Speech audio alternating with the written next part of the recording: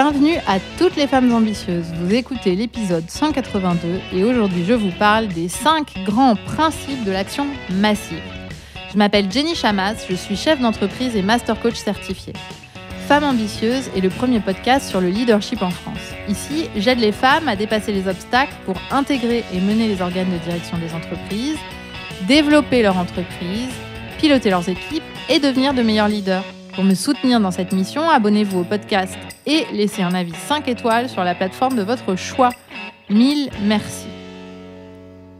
Alors mes chers leaders, je tiens à vous rappeler que je donne dans 3 jours une masterclass sur les 3 étapes pour vaincre votre sentiment d'illégitimité.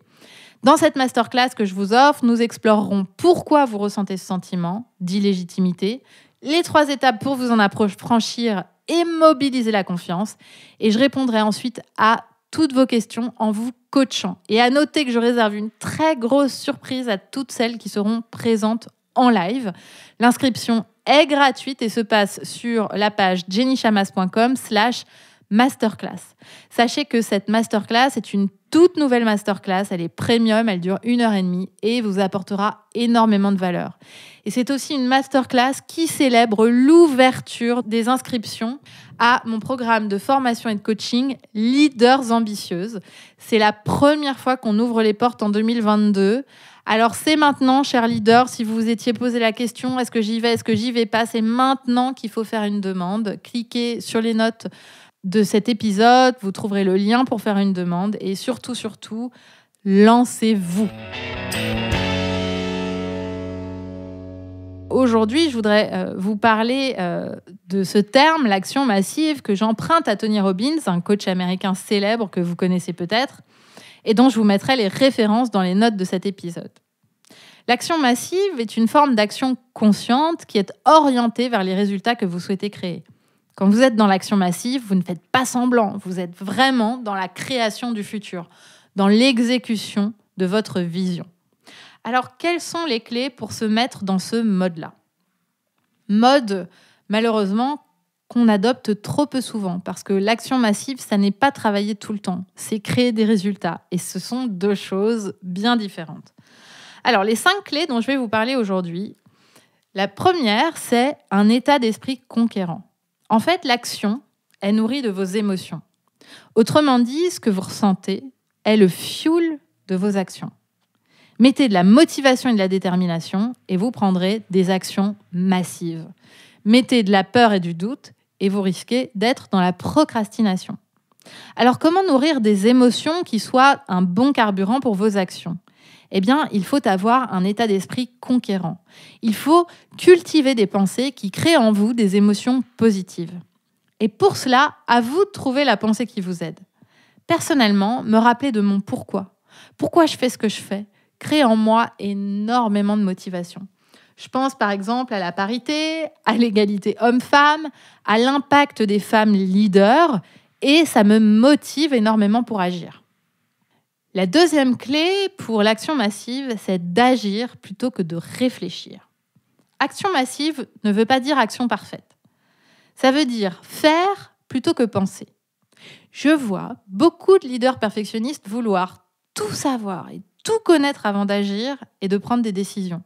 Parce que ça donne l'impression de tout contrôler et qu'on va forcément y arriver. Et en fait, c'est le plus grand frein à l'action massive.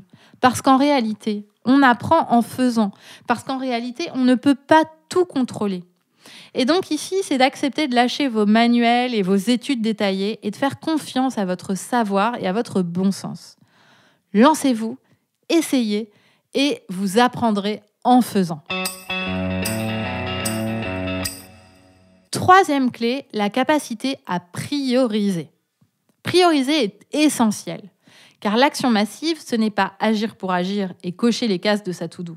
C'est prendre des actions qui vont faire la différence et créer de la valeur.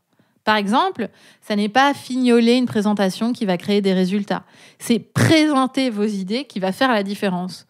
Donc il faut prioriser les actions qui vont avoir le plus d'impact sur vos projets. Combien de temps allez-vous passer à créer des idées et vraiment voir comment elles peuvent être mises en pratique et combien de temps allez-vous passer à peaufiner la présentation ? En fait, on a tendance à se donner bonne conscience quand on fait des choses parfois sans importance, mais juste parce que ça nous donne l'impression de faire et de travailler. Or, l'action massive, ça n'est pas travailler tout le temps.